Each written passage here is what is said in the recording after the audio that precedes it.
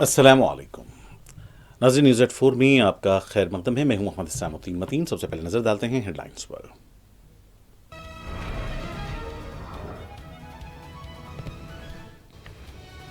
Bihar voter list नजरसानी पर supreme court में अहम समाअत। इलेक्शन कमीशन के तरीक़ेकार पर संगीन सवालात। अपोजिशन और सामाजिक कारकुन ने इलेक्शन कमीशन के इक़दाम को किया था चैलेंज।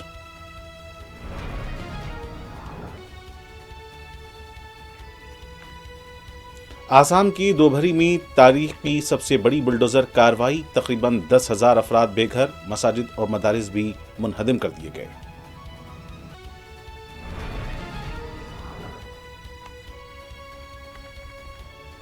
दिल्ली एनसीआर में बारिश के साथ साथ आज सुबह महसूस किए गए 10 सेकंड तक जलजले के झटके। दहशतज़दा लोग घरों और दफातर से बाहर निकल आए। बारिश से सड़कें झील में तब्दील।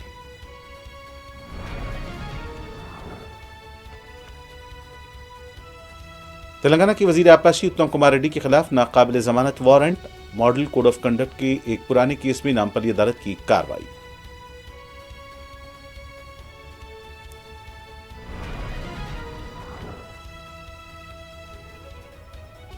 हैदराबाद क्रिकेट एसोसिएशन के सदर जगन मोहन राव टिकट स्कैम के इल्जाम में गिरफ्तार। सीआईडी की कार्रवाई। दीगर मुलजिमीन से भी पूछताछ जारी।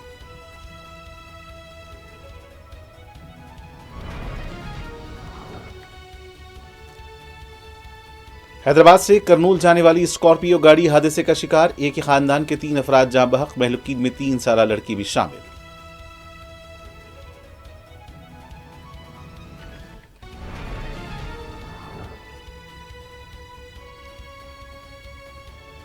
इसराइल की जिद की वजह से जंगबंदी बातचीत मुश्किल में।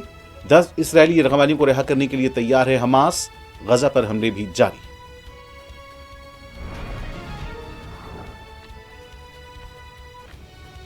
और हौसियों के हमले में एक और जहाज समंदरी पानी में गर्काब। डूबते जहाज का वीडियो जारी।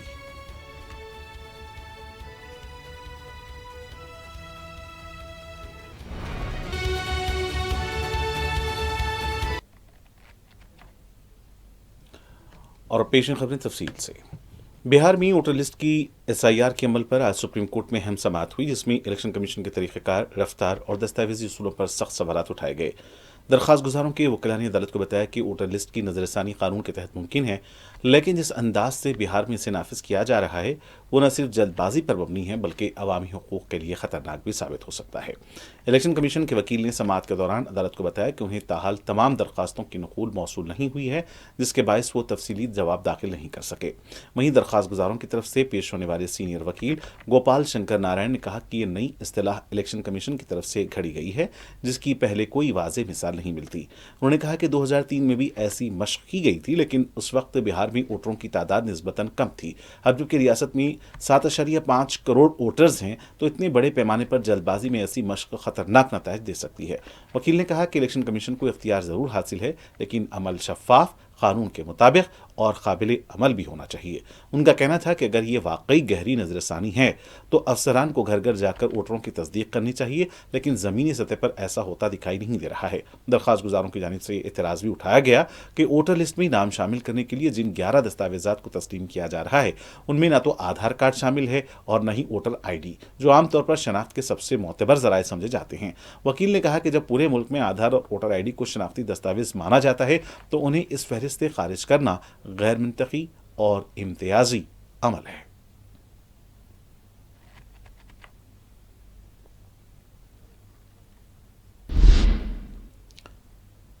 आरजेडी लीडर मनोज कुमार झा ने बिहार में निफाज एसआईआर को चैलेंज करने वाली सुप्रीम कोर्ट में अर्जी की समाअत पर रद्दअमल दिया। उनका कहना था कि जब आप मुल्क की अदालत उज़्मा से रुजू करते हैं तो उसका मतलब है कि आपको अदालत से इंसाफ की तवक्का है। उनका कहना था कि इस मामले ने मायूसी, अनारकी और अफरा तफरी का माहौल पैदा कर दिया है। अब हर किसी को सुप्रीम कोर्ट से तवक्का है। हमें तवक्का है कि सुप्रीम कोर्ट इस मामले में एक मिसाल कायम करेगा।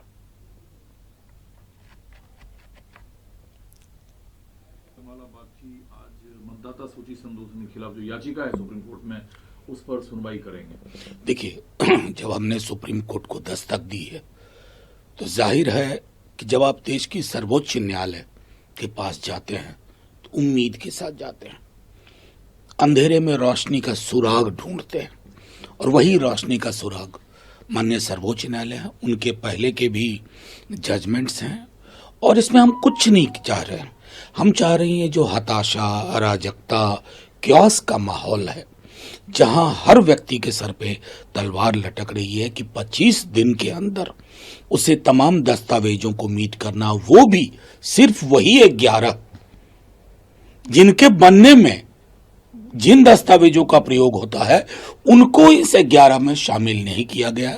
माननीय सर्वोच्च न्यायालय, मैं समझता हूं ये जो एक प्रकार की हठधर्मिता हम देख रहे हैं उसके समक्ष एक नजीर देंगे।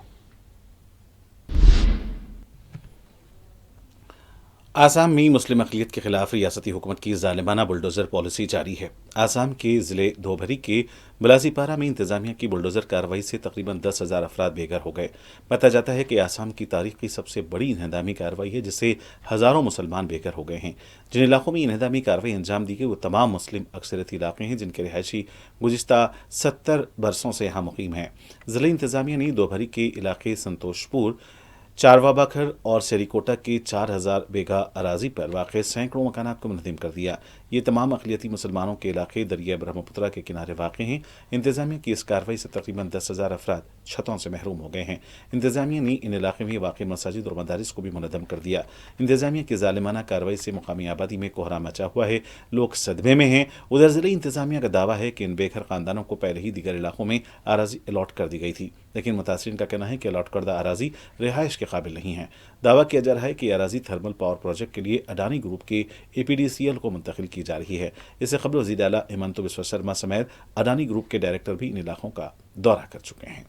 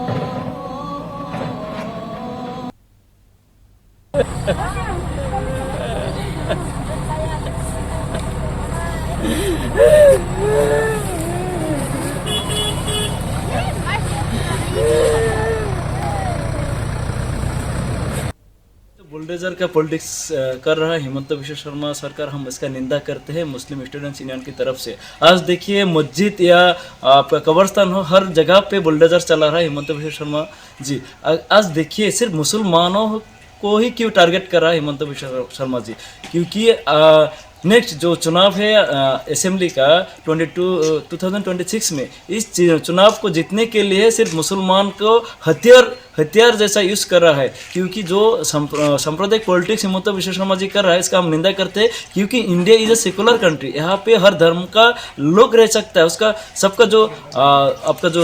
सबका यहाँ का रहने का हक है। इंडियन सिटीजन का मौलिक अधिकार जो है उनका, वो हिमंत बिश्वा शर्मा खर्ब कर रहा है, तो हम इसका निंदा करते हैं। हम कहते हैं कि अगर हिमंत बिश्वा शर्मा जी मुसलमान के ऊपर अत्याचार बंद नहीं करेंगे तो मुस्लिम student.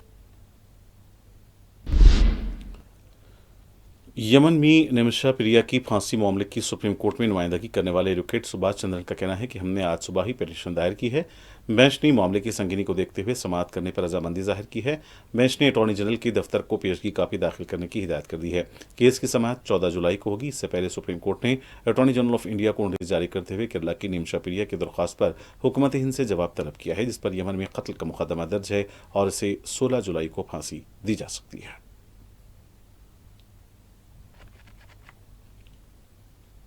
Filed the petition today morning itself, and we mentioned it at 10:30 before Justice Honorable Dhulia, and the bench agreed to hear, considering the urgency of the matter. and the bench directed us to serve the advance copy to Attorney General's office, so they can look into the matter and they can do something, and the government can do whatever possible ways. So the matter will be listed on 14th of July on Monday. So actually, now our prayer is for exploring the possibility of negotiation through the diplomatic channel, because there is a travel ban to Yemen since 2016, and we, the Nimshapriya Action Council, we friends or relatives cannot travel freely to without the permission of the government or the court to there. And we filed a petition before Delhi High Court for the travel permission of mother in last year, and we got a permission from the Delhi High Court. She is there, but she is a domestic worker. She cannot lead the negotiations there. She does not know Hindi, English, Arabic, any other language other than Malayalam. So now there is, according to Sharia law, according to the law in Yemen, there is a possibility of blood money for pardoning the accused and means saving her or his life from the. कौमी दारुल-हुकूमत दिल्ली एक मरतबा फिर ज़ेर आब हो गई है। पूरी दिल्ली में जगह जगह आबी जमाओं को देखकर आम आदमी पार्टी ने दिल्ली हुकूमत की जमकर तनकीद की है।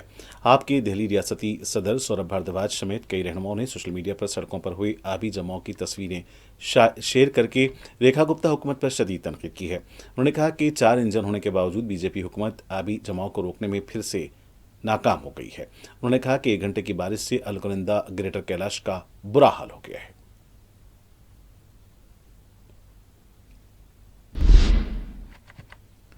मरकजी वजीर रामदास अठावले ने शिवसेना उदय ठाकरे ग्रुप लीडर संजय रावत के बयान पर रद्द-ए-अमल दिया है। उनका कहना था कि बीएमसी इंतखाबात में राज ठाकरे उदय ठाकरे के मुश्तरका इंतखाबी मुकाबले से इंडिया इत्तेहाद को नुकसान होगा और बीजेपी के ज़ेर क़यादत महायुति इत्तेहाद को ज़्यादा फ़ायदा होगा।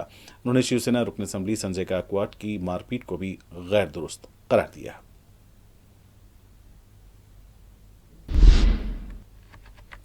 राजस्थान के अजमेर में शदीद बारिश के बाद सड़कें तालाब का मंजर पेश कर रही हैं। महकमा मौसमियात का कहना है कि 13 जुलाई तक जिले में गरज चमक के साथ बारिश के जारी रहने का इम्कान है।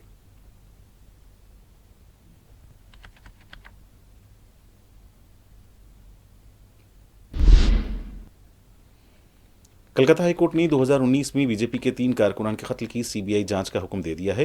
मेहलुकीन में बीजेपी कारकुनान पर दीप मंडल, देवदास मंडल और सुकांता मंडल को शुमारी 24 परगना में कत्ल कर दिया गया था, जिसके बाद मेहलुकीन की लाशों को मस्क कर दिया गया था। अदालती हुक्म के बाद सीबीआई की 7 रुकनी टीम तहकीकात के लिए एक महलूक शख्स के मकान पहुंची।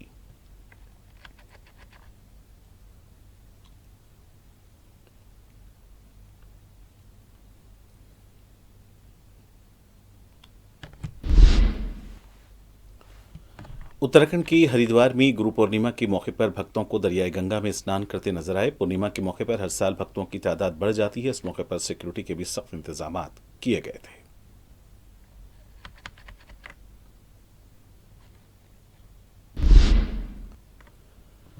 हरियाणा के शहर अंबाला में भी बारिश का सिलसिला शुरू हो गया है। तेज बारिश के बाद लोगों को मौसम का लुत्फ उठाते देखा गया। महकमा मौसमियात का कहना है कि कल तक शहर का आसमान अबर आलूद रहेगा। गरज चमक के साथ बारिश का सिलसिला भी जारी रह सकता है।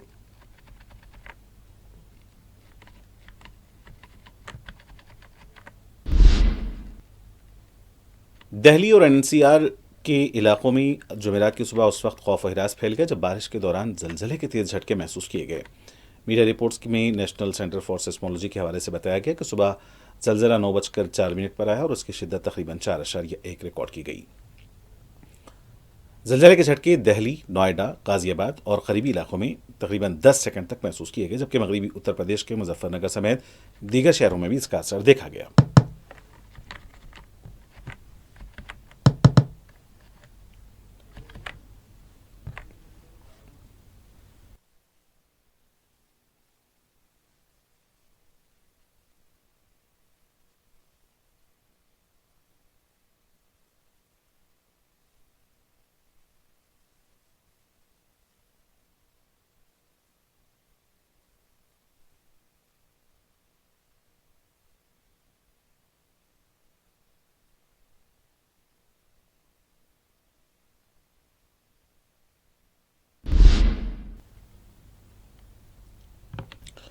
उधर हरियाणा के गुरुग्राम में भी मुसलसल मौसलाधार बारिश हो रही है। यह गुरुग्राम के सिविल लाइंस के इलाके के मनाजिर है, जहां रात भर की मौसलाधार बारिश के बायस शहर के कई इलाकों में पानी जमा हो गया।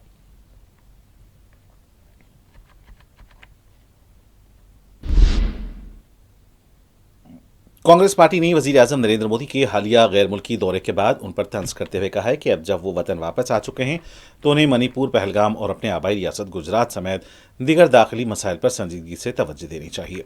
कांग्रेस के सीनियर कायद और जनरल सेक्रेटरी जयराम रमेश ने सोशल मीडिया प्लेटफॉर्म पर एक तंजिया पोस्ट में लिखा कि हिंदुस्तान अपनी सुपर प्रीमियम फ्रिक्वेंट फ्लायर यानी बार बार गैर मुल्की सफर करने वाले इंतहाई आला दर्जे के वजीर आजम का खैर मकदम करता है, जो शायद अगली गैर मुल्की प्रवास से पहले 3 हफ्ते मुल्क में क़याम करेंगे।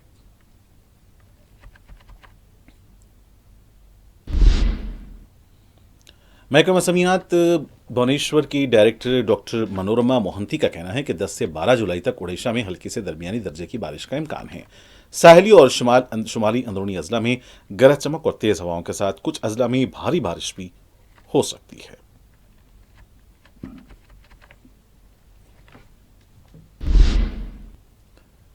तेलंगाना के वजीर आबकारी उत्तम कुमार रेड्डी के खिलाफ मॉडल कोड ऑफ कंडक्ट के खिलाफ वर्जी के एक पुराने केस पे नामपल्ली अदालत ने नाकाबिल जमानत वारंट जारी किया है। अदालत ने बार बार तलबी के बावजूद अदम हाजिरी पर यह वारंट जारी किया है। उत्तम कुमार रेड्डी पर इल्जाम है कि उन्होंने गुज़िश्ता असेंबली इंतखाबात के दौरान बगैर इजाजत अवामी इजलास मुनक्किद किए थे, जिससे ट्रैफिक खलल पैदा हुआ था। पुलिस ने इस मामले में उनके खिलाफ कई दफात के तहत मुकदमा दर्ज किया था, लेकिन नोटिस मौसूल होने के बावजूद वो अदालत में पेश नहीं हुए। इस ज़िम्मन में अदालत ने सख्त रवैया अख्तियार करते हुए उत्तम कुमार रेड्डी की आइंदा समात 16 जुलाई को हाजिरी लाजमी करार दिया है। अदालत का कहना था कि आइंदा गैर हाजिरी की कोई गुंजाइश नहीं होगी। इस कार्रवाई से सियासी हलकों में हलचल मची हुई है।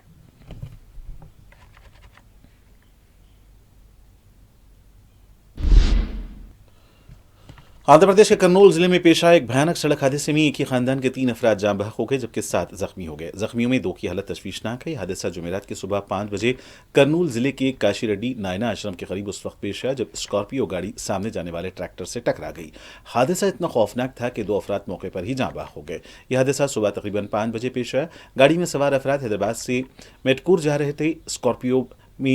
स्कॉर्पियो गाड़ी में 10 अफराद सवार थे। ये टक्कर इतनी शदीद थी कि 2 अफराद 35 साला मुन्नी और 50 साला शेख कमाल बादशाह मौके पर ही फौत हो गए। जख्मियों को फौरी तौर पर कर्नूल के सरकारी दवाखाना मुंतकिल किया गया। उनमें एक 3 साला बच्ची शेख नादिया की इलाज के दौरान मौत हो गई। जख्मियों में से मजीद 2 की हालत नाजुक है। मेडसल मलकाजगिरी जिले के घटकेसर मंडल में रौनुमा होने वाले दिल दहलाने वाले एक वाक़े में बेटी ने अपनी मां और आशिक के साथ मिलकर अपने बाप को सिर्फ इसलिए कत्ल कर दिया कि उसके नाजायज़ ताल्लुकात के दरमियान रुकावट बन रहा था। कत्ल के बाद तीनों मुलजमीन फिल्म का सेकंड शो देखने गए और फिर नाश को कैब में रखकर तालाब में फेंक दिया। घटकेसर पुलिस ने प्रेस कॉन्फ्रेंस में तफसीलात बताई। पुलिस को 7 जुलाई को इत्तला मिली कि घटकेसर मंडल के यदुलाबाद तालाब में एक शख्स की नाश दस्तयाब हुई, जिसके जिस्म पर जख्मों के निशान होने की वजह से मुश्तबा मौत का मुकदमा दर्ज किया गया। मुतवफ़ी की शिनाख्त वी लिंगम उम्र 45 साल के तौर पर हुई, जो हैदराबाद के कुआड़ीगोड़ा इलाके के मुगला बस्ती का रहने वाला था। उसकी 40 साला बीवी शारदा और 25 साला बेटी मनीषा ने पुलिस को बताया कि लिंगम को शराबनोशी की आदत थी और अक्सर लोगों से झगड़ा करता था। उन्होंने बताया कि वो 6 जुलाई को घर से निकला था और वापस नहीं आया। पुलिस को उनके बयानात पर शुबा हुआ, जिसके बाद तालाब के करीब नस्ब CCTV कैमरों की जांच की गई तो असल हकीकत सामने आई। पुलिस ने तीनों मुलजिमीन को गिरफ्तार करके अदालती तहवील में दे दिया है।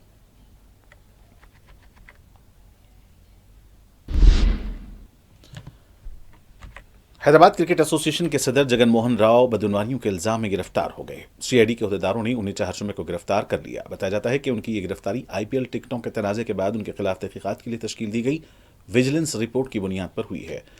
ज़राए ने मजीद बताया कि जगन मोहन राव पर इस बात का इल्ज़ाम है कि उन्होंने हैदराबाद क्रिकेट एसोसिएशन के सदर की हैसियत से सनराइजर्स हैदराबाद की इंतजामिया को 20% टिकट मुफ्त में देने का मुतालबा करते हुए धमकियां दी थीं, जिस पर IPL मैच के दौरान जगन मोहन राव ने VIP गैलरी को मुफ़क्कल कर दिया था। इस वाक़े का इल्म हुकूमत को होने के बाद हुकूमत ने इसकी विजिलेंस तहकीकात करवाने की हिदायत दी थी। विजिलेंस की इब्तिदाई रिपोर्ट की बुनियाद पर CID ने जगन मोहन राव के खिलाफ कार्रवाई की।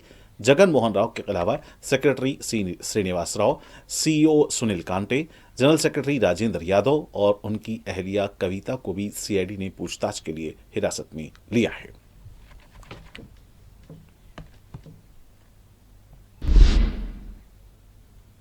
पाकिस्तानी मॉडल और अदाकारा हुमैरा असगर अली की नाश कराची की इत्तेहाद कमर्शियल इलाके में वाक़े एक अपार्टमेंट से बरामद हुई, जहां वो तकरीबन 9 माह से मुर्दा हालत में मौजूद थीं। पुलिस का कहना है कि उनकी नाश उस वक्त दरियाफ्त थी जब पुलिस ने मकान मालिक की शिकायत पर किराएदार को निकालने के लिए अपार्टमेंट का दरवाजा तोड़ा। पुलिस का कहना है कि वाक़या मंगल को पेश आया। लाश गलने सड़ने की इंतहाई हालत में थी, जिसकी इब्तदाई पोस्टमार्टम रिपोर्ट के मुताबिक मौत 1 माह कबल हुई थी। ताहम तहकीकात से पता चला कि अदाकारा की मौत गालिबन अक्टूबर 2024 में ही हो गई थी। अदालत के हुक्म पर जब अमला अपार्टमेंट खाली कराने पहुंचा तो अंदर से कोई जवाब न मिला। दरवाजा तोड़कर अंदर दाखिल होने पर अदाकारा की नाश पाई गई।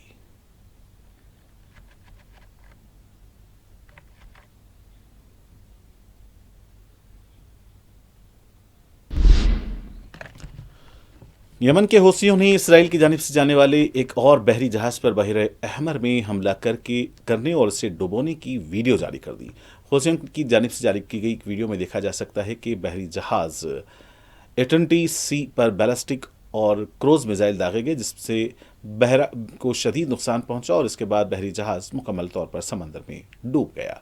इससे कबल यमनी फौज के तर्जुमान याहिया सरी ने दावा किया था कि उन्होंने बहर अहमर में एक यूनानी कंपनी की जानिब से ऑपरेट किए जाने वाले लाइबेरिया की परचमबरदार बहरी जहाज एटर्निटी सी को डुबो दिया है। यह रवां हफ्ते हौसियों की जानिब से बहरी जहाज पर हमले और इसे डुबोने का दूसरा वाक़या है।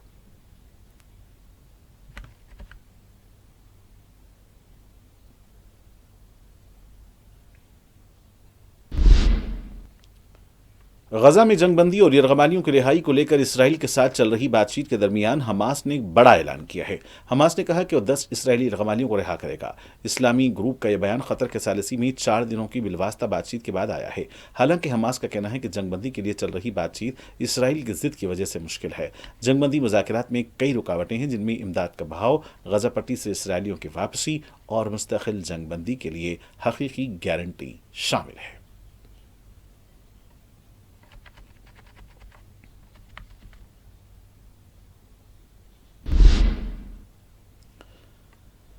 इसराइल और हमास के बीच जंगबंदी मुज़ाकरात की खबरों के साथ साथ इसराइल के हमले जारी हैं। इसराइल के ताज़ा हमलों में 40 अफराद शहीद हो गए हैं। साथ ही जंगबंदी पर किसी भी पेशरफ की तल्ला नहीं है। इस बीच फ़लस्तीनी मज़ाहमतकार भी काबिज़ इसराइली फ़ौज पर जवाबी कार्रवाइयाँ कर रहे हैं। फ़लस्तीनी मज़ाहमती तंजीम हमास के अस्करी विंग अल-क़्साम ब्रिगेड्स के मज़ाहमतकारों ने आज इसराइली फ़ौज पर हमले के दौरान एक इसराइली फ़ौजी को गिरफ्तार करने की भी कोशिश की। अल-क़्साम ब्रिगेड्स की जानिब से जारी किए गए बयान में कहा गया है कि आज सुबह खान यूनिस में मज़ाहमतकारों ने इसराइली फ़ौजियों एक ग्रोह पर हमला किया और एक टैंक और 2 बख्तरबंद गाड़ियों को निशाना बनाया। इस हमले में फ़लस्तीनी मज़ाहमतकारों ने इसराइली फ़ौज के 2 बुलडोज़रों को भी निशाना बनाया।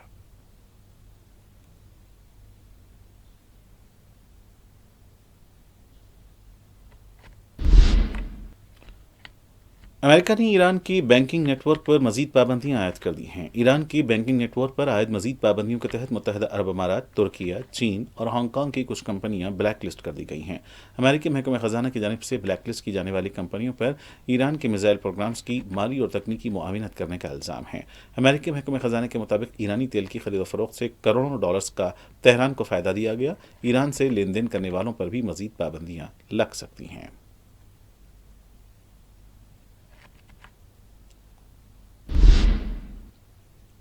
अमेरिकी सदर डोनाल्ड ट्रंप ने ब्राज़ील पर 50% टैरिफ नाफिज करने की धमकी दे दी। सदर ट्रंप ने ब्राज़ील के साबिक़ सदर के खिलाफ कार्रवाई को सियासी इंतकाम करार दिया है। ब्राज़ील के मौजूदा सदर लूला दा सिल्वा की जानिब से साबिक़ सदर बोल्सोनारो पर इल्ज़ाम आयद किया गया है कि उन्होंने 2022 के इंतखाबात में शिकस्त के बावजूद इख्तिदार पर काबिज़ रहने की साजिश की।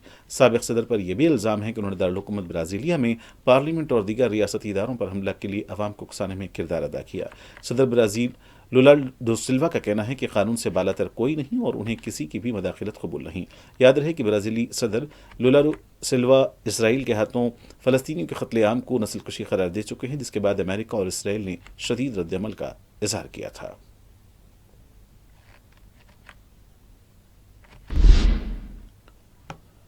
अमेरिका ने रूस के खिलाफ यूक्रेन को तोपों के गोले और मोबाइल मिसाइल लॉन्चर्स की फराहमी बहाल कर दी। अमेरिकी मीडिया ने दावा किया था कि इस माह को शुरू में यूक्रेन को एंटी एयरक्राफ्ट मिसाइलों और दीगर असलहा की फराहमी रोक दी गई थी। ताहम बताया जा रहा है कि अमेरिका ने रूस के खिलाफ यूक्रेन को तोपों के गोले और मोबाइल मिसाइल लॉन्चर्स की फराहमी बहाल कर दी है। इस हवाले से सदर ट्रंप ने कहा कि वो नहीं जानते यूक्रेन की फौजी इमदाद रोकने का फैसला किसने किया था। दूसरी जानिब अमेरिकी सदर ट्रंप ने गजा में जंगबंदी के बहुत करीब होने का दावा करते हुए कहा कि रवां या अगले हफ्ते जंगबंदी का इम्कान है।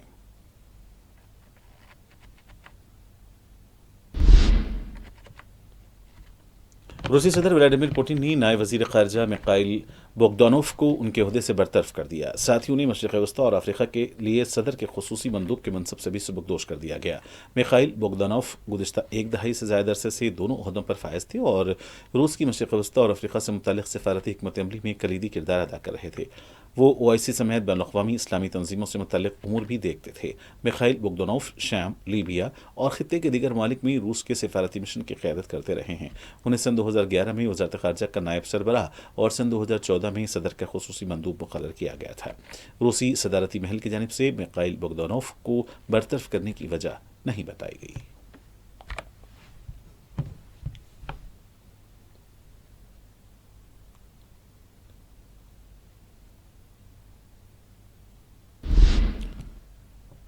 और नाज़रीन, आखिर में डालते हैं सुर्खियों पर एक और नजर।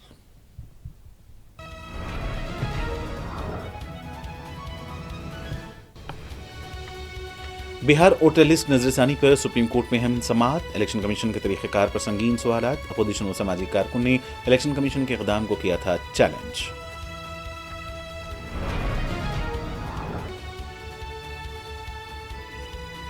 आसाम की डोगरी में तारीख की सबसे बड़ी बुलडोजर कार्रवाई। तकरीबन 10,000 अफराद बेघर। मसाजिद और मदारिस को भी मुनहदम कर दिया गया।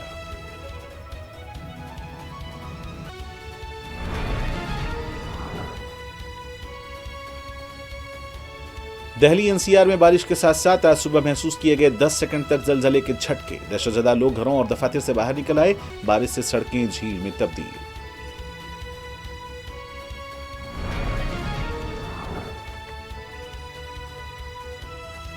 तेलंगाना के वजीर आबपाशी उत्तम कुमार रेड्डी के खिलाफ नाकाबिले जमानत warrant. Model code of conduct के एक पुराने केस में नामपली अदालत की कार्रवाई।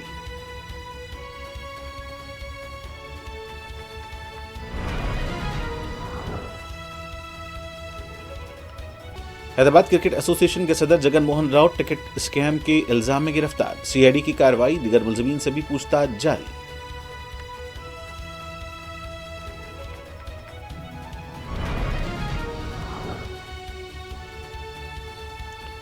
हैदराबाद से करनूल जाने वाली स्कॉर्पियो गाड़ी हादसे का शिकार। एक ही खानदान के 3 अफराद जान बहक। महलूकीन में 3 साला लड़की भी शामिल।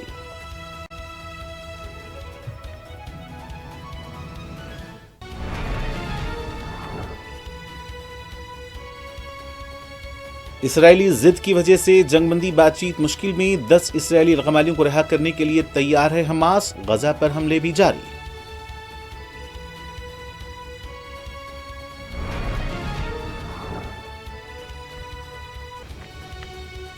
और हौसियों के हमले में एक और जहाज समंदर में गर्कार। डूबते जहाज का वीडियो जारी।